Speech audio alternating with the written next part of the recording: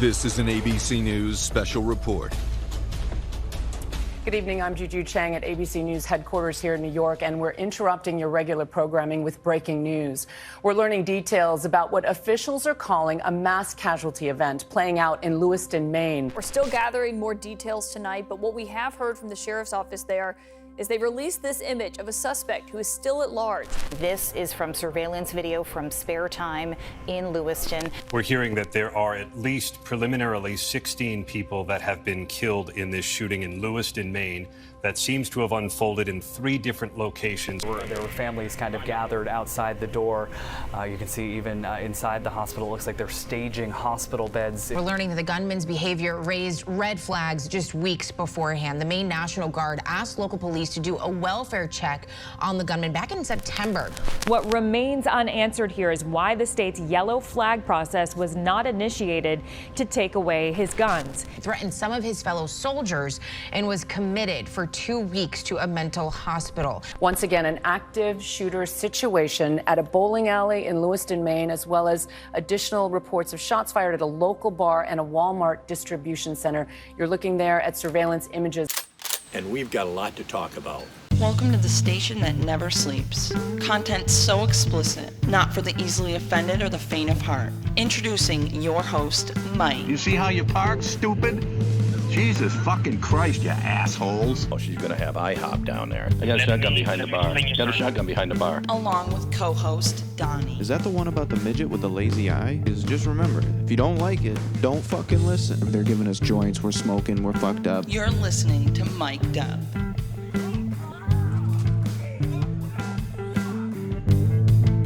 Welcome back. Welcome back, everybody. Another episode of Mic'd Up coming to you live from the studio. I'm here with Mike. Hi there, everybody. I'm back. I'm glad to be back. It's been a long time. We've had some bad shit happening here in Lewiston. Everybody's probably heard about it, the shootings.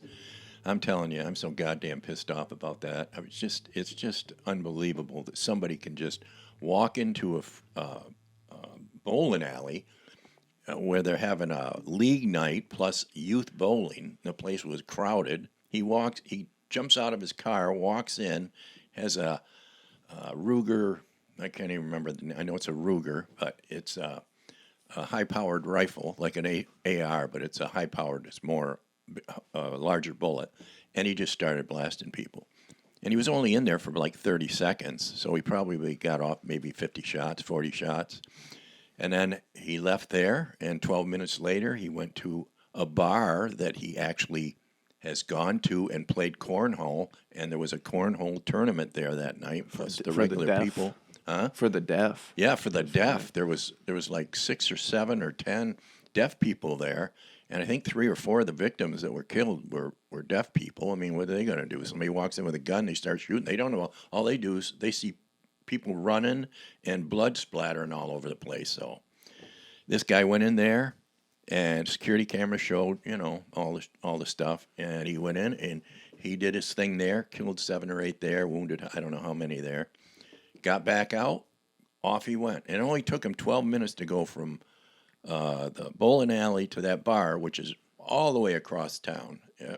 And he did all that in 12 minutes. Which is crazy because Main Street is usually pretty. Well, that's the way that he went. Well, the cops were probably coming toward him, and he was leaving. Right, but that street's not like slow at that time.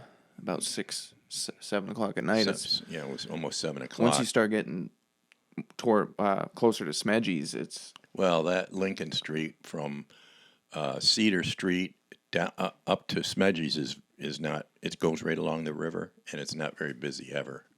But you can go 40 there, 45, and there's never cops there, so he's probably going like a bat out of hell. Got out of his car, went in, bam, bam, bam, bam, bam, gone. All of a sudden, it hits the news. I'm freaking bullshit about it. I didn't hear anything about it until my daughter texted me, because I guess she saw some shit on Facebook, and I said, I didn't know anything about it. We got on the news and blah, blah, trying to find out more information. First, it was, 10 dead, and it was 12, and it was there was a Walmart 20. Distribution he shot. Supposedly. They were saying a bunch of stuff that there was a lot of fake news about it. Yeah, a lot of misinformation about everything. Yeah. People were making up stories. Now, supposedly he was going to hit mixers, and that came from what his parents had said after the fact. Right. And Gowell's Market in Litchfield. That's what Mixers is. What, mile up the road? Mixers is right around a mile up the road. And we had people saying on Facebook that their daughter called them crying, saying that the rusty lantern the rusty was lantern shot up, and it's like, first of all, your daughter's a dumb fucking Yeah. and you need to fucking smack the fucking. You can't do that to You can't Look- do that to people where there's no information, nobody knows what's going on. You need the if facts. It's real. You need the You need to facts. stick with the facts, and before you start posting, you get everybody spooked around. Riled here. up. You got Yeah. me riled up. I'm telling you. Because as soon as it happened to me, I got every gun that I have in the house, which would be 1, 2, 3, 4, 2 pistols, shotgun, and an AR, and every one of them was loaded, cocked and loaded, and ready for action. I filled every magazine. A that I lot of had. people were calling, checking to see if you were the shooter. A lot of Well, people were asking if it was Well, you. see, now that's not right, really, because I mean, I'm not that type of a person that would go and shoot innocent people. But I wouldn't shoot at innocent people. I feel so freaking bad for the families. They were just regular people. It was white on white. So thank God. If anything, thank God for that. Or we'd have them freaking. They'd be down there marching in the freaking tree streets down there, friggin' looting. They'd be looting each other. They'd be looting each other. That's not a bad way to look at things, but that's how I look at things badly. So yeah, it's just so anyway. The guy did his thing. He shot all those people. He took off. They found his car down by the river. In the Lewiston boat launch, right? No, Lisbon. Oh yeah. Lisbon boat launch, which is how far away is Lisbon from Smedjies? From Smedjies would be probably 7 miles on 196. So he went there, and that's the thing too is people were speculating.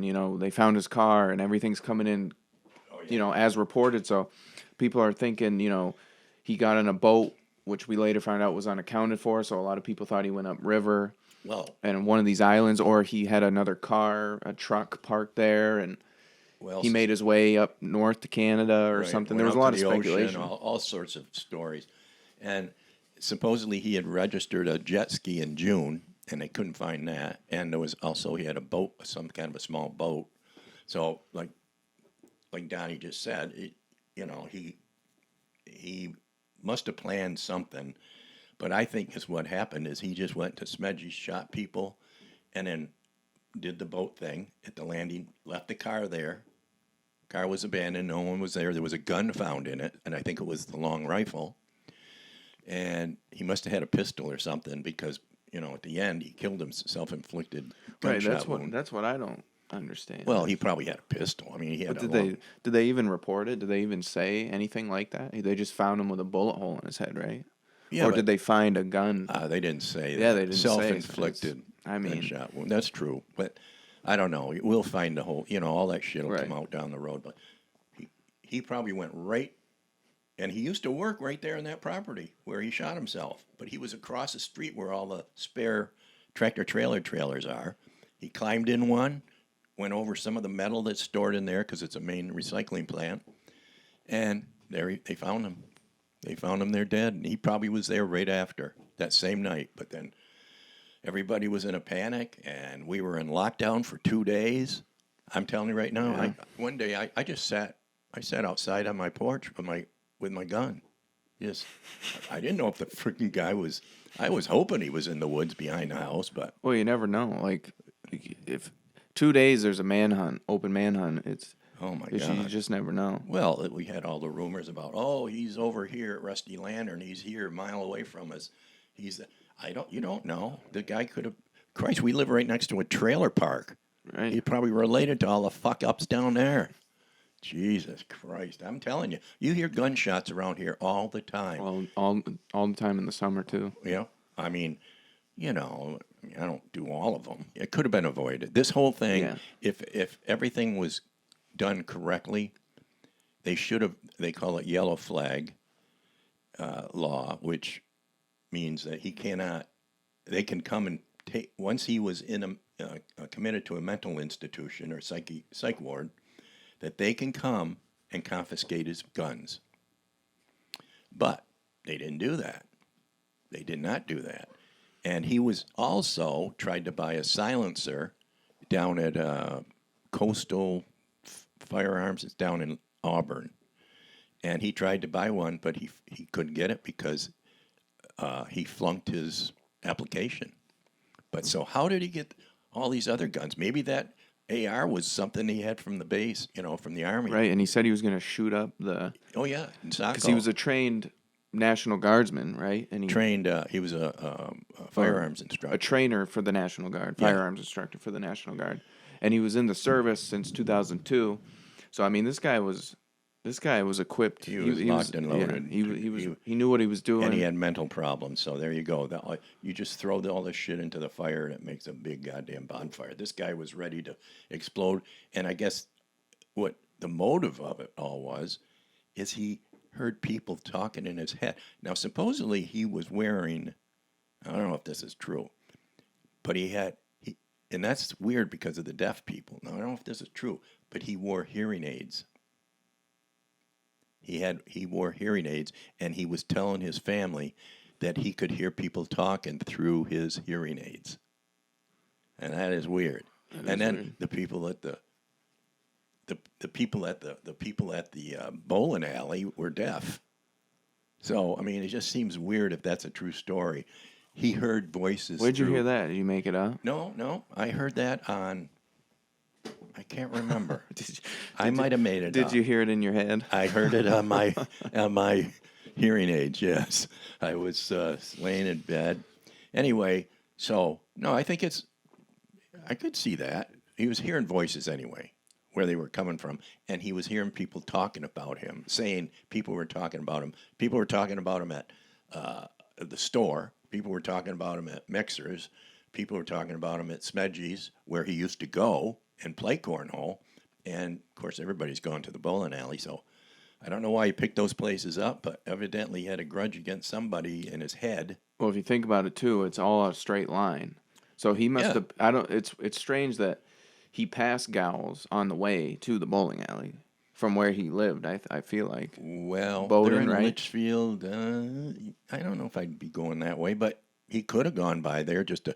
But I think if he was going to pull this whole plan out of 4 places, he was going to hit Litchfield last and then go home or wherever he went. I don't know. So do we even know if Walmart distribution was hit? Or well, my friend Troy. Right. His cousin, John, works there, and Troy told me that they didn't have anything happen there. The only thing that happened there was afterwards where all the tractor trailers, 150 tractor trailers out there parked, and they couldn't go anywhere, and they couldn't because everything was in lockdown. So they had to sit out there for 2 days. How fucking stupid can you be to not call somebody and... Like, it's all over, you know? I don't understand it either, but I imagine there was some pissed off people. Imagine going back to work on Monday after that. Oh, God. It's just unbelievable. Anyway, they got the guy, and now the funerals are going on, and the procession. Of course, we had Biden and his wife up here, which was a nice gesture, but... You know, him, he probably, like you said, he probably didn't know where he was. Do you think it's ever going to really get back to normal? No. Or do you think? Not for me, it isn't. Not for me. It's changed me completely. I mean, I talked to the cop, my friend who's a Cumberland County sheriff in Jim. He goes to the same gym, and he lives in Auburn, but he works out of Portland or Cumberland County. And he told me, he said, it's just a matter of time probably before it happens again. I said, I know.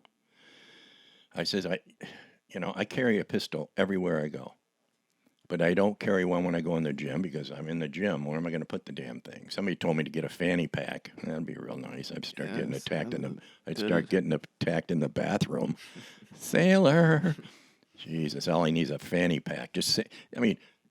Anything that's if you're around like that, you say fanny, they're on you.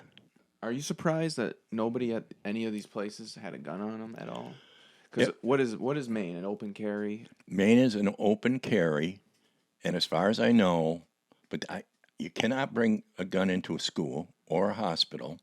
I don't know why you would need to. And it's just like me. I don't bring mine into the doctor's office. I mean, because, you know, he's going to give me a prostate exam. And I know a bar, you can at a bar, but I do. I don't care. I'm not going somewhere where, because criminals don't care. They don't care. They don't follow the rules, and it doesn't matter to them. So I'm carrying a gun, and if somebody says, if you have a gun on you, you're going to have to leave, bye. I'll leave, but I'm not going anywhere without it. I don't know. Maybe I'll just take it. Maybe I'll buy a little tiny Derringer and shove the thing right up my ass. Yeah? Yeah, that'd be fun. Probably go off. I have two assholes. Anyway. So, so who do you think dropped the ball the most in this whole shooting thing? Yeah. Who do you think is at fault, and what do you think needs to be done? Well, I don't really know how the events or how it took place. Where, you know, like, he did his thing down at the Saco at the National Guard thing, and then they put him in an institution for 2 weeks for some, you know, psychiatric help. Somebody should have alerted the Saco police and told them that this guy, you know, because he made a threat against the place down there, Saco police. Then the Saco police should have warned the Bowden police, where he supposedly lived on his parents' property, so that they would keep an eye on him. They should have, when he got out, somebody should have kept an eye on him getting out. Somebody should have kept an eye on him all the time, but they lost track of him. They had cops going over to do a wellness check on him, and his car was never there. And then one time they went there, his car was there, and they could hear rumbling in the house, but he wouldn't answer the door, and they didn't have a warrant. There was no, you know, probable cause for them to go inside, so they just walked away.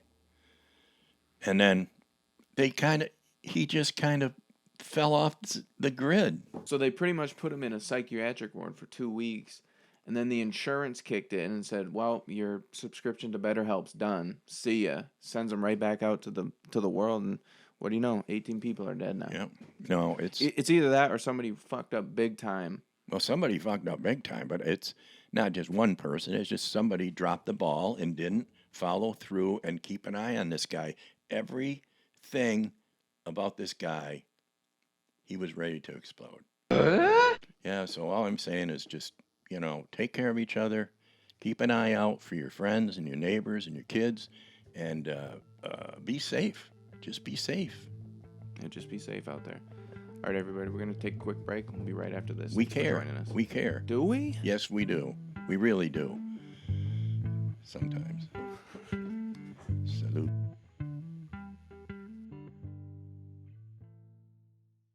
So there's a newscaster, she's a weather person, Janice Dean, and she's one of my best friends, just for the record. Yeah. Didn't know that. She was fat shamed for her legs. They said something to her to the effect of, Fox needs to stop putting you in such short skirts. Your legs are distracting. I like your 80s hair. Something like that, but your legs are distracting. But she has MS.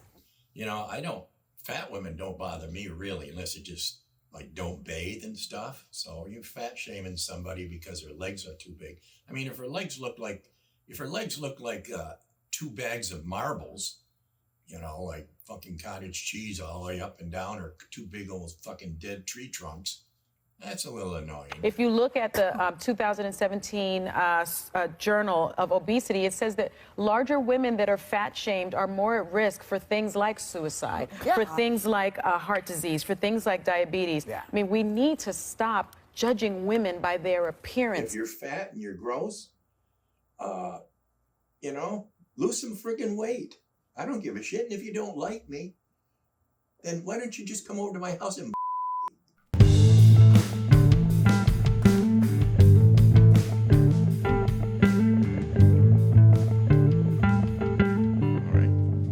I've seen him before on the news, but I might have, but I'll give you my opinion of him. Oh boy. Oh. Well, right now, Oh, Amanda. Who's that chick? Blonde. Whoa. I can't really hear him, but. It comes as the number of tents in the city continues to grow. News Center Maine's Jack Mulmud joins us with details on why people are being forced out of the area. Jack? What the fuck, you people? The encampment. I mean, I went to Portland maybe through the summer down to Commercial Street. It was disgusting. There's tents everywhere up underneath the freaking South Portland Bridge, up on the side of the hills, up in the Western Prom, the Eastern Prom. It's during Oaks. It's gotten to a point. It's just look at that. Look at that. And they're a bunch of scumbags, a bunch of fucking druggies and losers.